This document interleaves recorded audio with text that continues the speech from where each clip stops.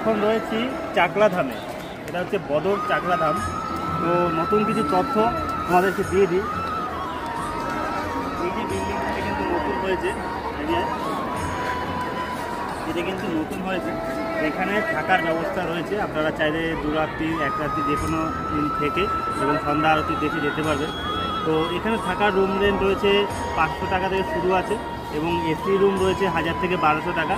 তো এটা কিন্তু সিজনের উপরে বা ফেস্টিভ্যালের উপরে রেটটা হেরফের করে, তো সেগুলো তোমরা যাচাই করে নেবে। এবং এখানে কিন্তু খুব পরিষ্কারভাবে রুমগুলো রয়েছে দেখছিলাম। আরও যেমন নতুন একটা এখানে কাউন্টার রয়েছে, মন্দির কমিটির কাউন্টার, মানে যেখান থেকে তোমরা সব ফটো আসবাবপত্র কিনতে পারবে, সেগুলো কিন্তু এটা নতুন হয়েছে।